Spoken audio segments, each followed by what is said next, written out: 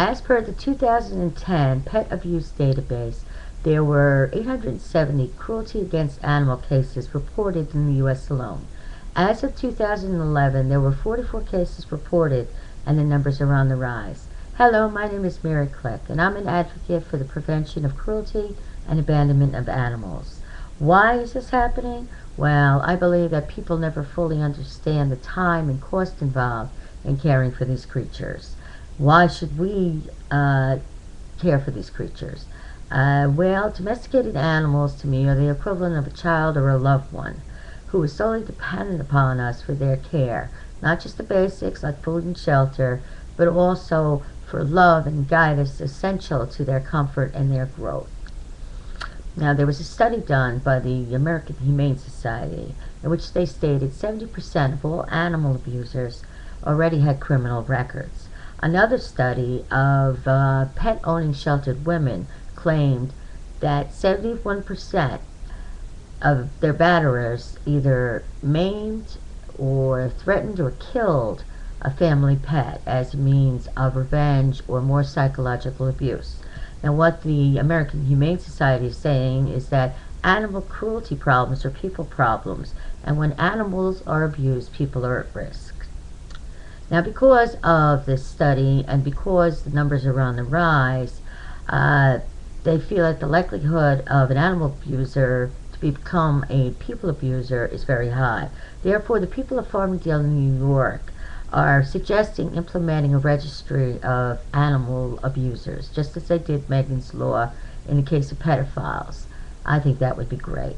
Now, how do we stop this from happening? Well, I believe that we have to start making responsible choices. That means if you're deciding to adopt a pet, pick the right pet for your situation, financially, and your living condition. Okay? If hardship's before you, that's fine. Call somebody, call your shelter, call a vet, call a friend, go on Twitter.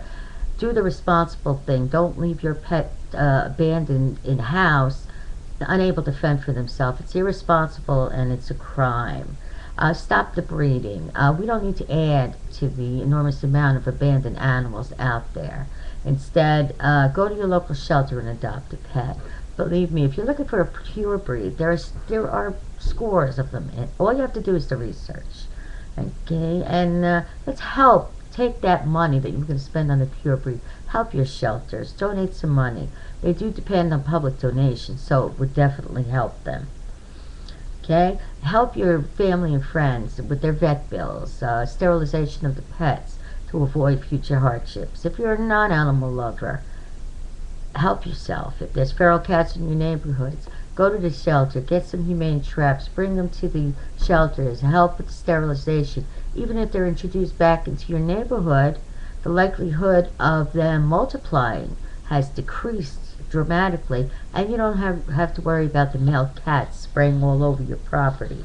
If you see kittens born of feral cats, if they're caught in time, they can be socialized and adopted. Help in that way. And if you see abuse, report it. You can do it anonymously to your local shelter, but do it. You wouldn't turn a blind eye on a child. Don't do it for these precious creatures. Now, the bottom line here is we're the adults in this situation, and we have to be responsible for these little lives, and we have to be their voices. So let's do it. If we act responsibly and we get involved, I believe that we can decrease these numbers, help prevent the cruelty of these animals, and eventually put an end to this epidemic. Remember, animals are people too. Thank you very much and have a wonderful day.